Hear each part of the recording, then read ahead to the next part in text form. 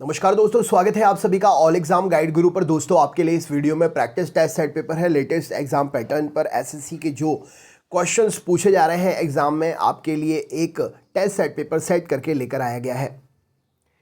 इस वीडियो के description box में दोपहर में 12 बजे से होने वाली मेरी अनअकैडमी की लाइव क्लास की भी लिंक है। आप अगर पहली बार मुझसे YouTube पर पढ़ने के लिए जुड़ रहे हैं तो आप हमारे YouTube पर रोज़ आ सकते हैं लाइव पढ़ने के लिए। साथ साथ अनअकैडमी पर भी मुझसे एसएससी कैटेगरी में फ्री पढ़ने के लिए जुड़ सकते हैं। इस वीडियो के डिस्क्रिप्शन बॉक्स में मैंने अपनी सारी क्लासेस की लिंक दे दी है अनअकैडमी की। आप लिंक पर क्लिक करके क्लास को एनरोल कर लीजिए और अगली क्लासेस में ज़रूर आइएगा। रात में 8:30 बजे साइंस की भी क्लास है। अगर आप पहली बार अनअकैडमी पर पढ़ने आ रहे हैं तो आपको कैसे आना है ये मैं आपको बता देता हूं। अनअकैडमी की एप्लीकेशन आपके मोबाइल में आपको कैसे फ्री डाउनलोड करनी है, इसके लिए स्टेप बाय स्टेप हम देख लेते हैं। सबसे पहले तो आपको अनअकैडमी की लर्निंग एप्लीकेशन को अपने मोबाइल में गूगल प्ले स्टोर से डाउनलोड करना है। डाउनलोड करने के बाद में अपने मोबाइल में आपका नंबर रजिस्टर्ड करना है। OTP आएगा, एप्लीकेशन चालू हो जाएगी। आप अपनी ईमेल आईडी को भी रजिस्टर्ड कर लीजिएगा। आगे बढ़ते हुए आप माई गोल्स में या मैनेज एग्ज़ाम में जाकर, जहां पर आपको एग्ज़ाम सेलेक्ट करना है पढ़ने के लिए अनअकैडमी के एप्लीकेशन पर, वहां पर आप एसएससी एग्ज़ाम सेलेक्ट करिएगा। क्योंकि मैं एसएससी कैटेगरी में पढ़ाता हूं, इसीलिए आपको मेरी क्लासेस में एसएससी एग्ज़ाम सेलेक्ट करके एंटर होना है। जैसे ही आप एसएससी एग्ज़ाम सेलेक्ट करेंगे, आपसे आपकी एप्लीकेशन को फ्री करने के लिए कोड मांगा जाएगा। आपको कोड डालना है AEGG, 4 अक्षर का ये कोड है। इस कोड को एंटर कर देना है। जैसे ये कोड एंटर करेंगे अनअकैडमी की एप्लीकेशन अनलॉक हो जाएगी। फिर आप आगे बढ़ते हुए मेरी फ्री क्लासेस देख सकेंगे। मुझे मेरे नाम रंजीत पांडे से सर्च कर सकेंगे और मैंने प्रोफाइल लिंक पर क्लिक करके मेरी सारी क्लासेस आप देख सकेंगे। तो सभी अपने दोस्तों को भी शेयर ज़रूर कर दीजिएगा। क्लास में 12 बजे करेक्ट टाइम पर आ जाइएगा। करेक्ट 12 बजे क्लास है। इस वीडियो के डिस्क्रिप्शन बॉक्स में लिंक है। तो चलिए अभी हम टेस्ट सेट पेपर सॉल्व करते हैं। सबसे पहला प्रश्न ये रहा आपके सामने। तो सबसे पहला प्रश्न आप स्क्रीन पर देख रहे हैं, इनमें से कौन ब्रिक्स का सदस्य देश नहीं है? तो राइट आंसर हो जाएगा इंडोनेशिया ब्रिक्स का सदस्य देश नहीं है। चोल राजाओं की राजधानी इनमें से कौन सी थी? तो राइट आंसर हो जाएगा चोल राजाओं की राजधानी तंजौर थी। राइट आंसर है। पल्लवों के एकाश में रथ मिलने का स्थान क्या है? तो पल्लवों के एकाश में रथ मिलने का स्थान महाबलीपुरम है। किस शासक ने एलोरा मंदिर का निर्माण कराया था? तो राइट आंसर हो जाएगा राष्ट्रकूट शासक ने एलोरा मंदिर का निर्माण कराया था। अधिकांश चोल मंदिर किस देवी देवता को समर्पित हैं? तो अधिकांश चोल मंदिर शिव देवी देवता को समर्पित हैं।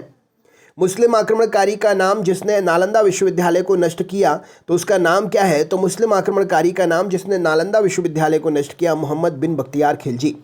भारत में संविधान दिवस कब मनाया जाता है? तो भारत में संविधान दिवस 26 नवंबर को मनाया जाता है। शासन की एकात्मक पद्धति का लाभ क्या है? तो शासन की एकात्मक पद्धति का लाभ दृढ़ राज्य है। निम्न में से किस देश में संघीय सरकार है? तो राइट आंसर हो जाएगा USA में संघीय सरकार है। भारत में एकल नागरिकता की अवधारणा कहाँ से ली गई है? तो भारत में एकल नागरिकता की अवधारणा जो है इंग्लैंड से ली गई है। भारत की अंतरिम संसद में कितने सदस्य थे? क्या उत्तर हो जाएगा?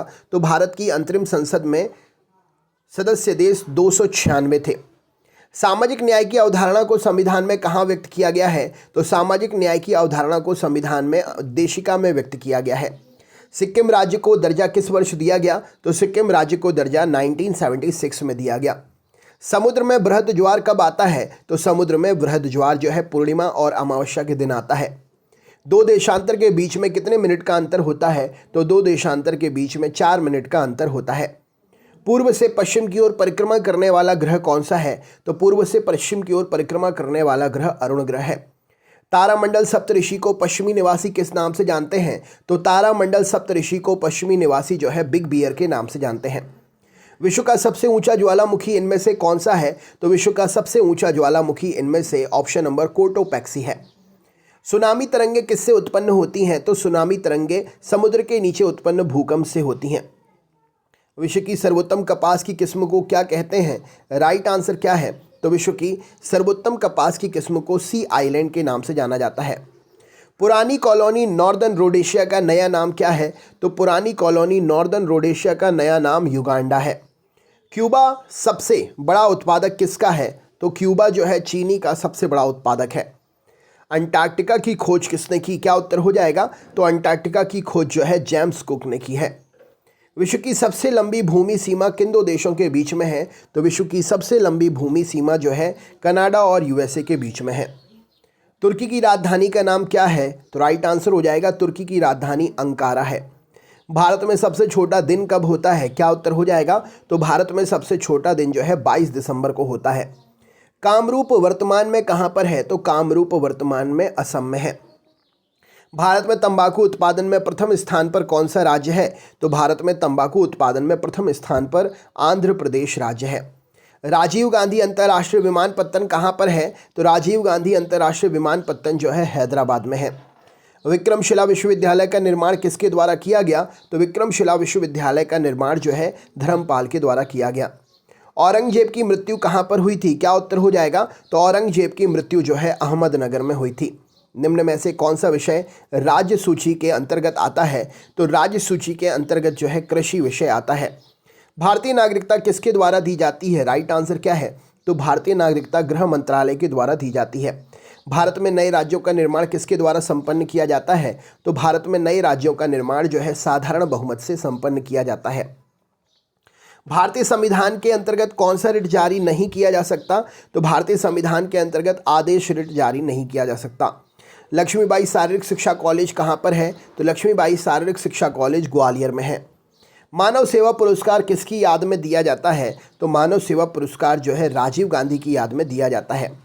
संयुक्त राष्ट्र सुरक्षा परिषद के अस्थायी सदस्यों की अवधि कितनी होती है? तो संयुक्त राष्ट्र सुरक्षा परिषद के अस्थायी सदस्यों की अवधि 2 साल की होती है। यूरोपीय संघ का मुख्यालय कहाँ पर है? तो यूरोपीय संघ का मुख्यालय जो है ब्रुसेल्स में है। राइट आंसर हो जाएगा। अगला क्वेश्चन देखते हैं। निम्न में से कौन सा शास्त्रीय नृत्य शैली है? तो शास्त्रीय नृत्य शैली इनमें से ओडिसी है।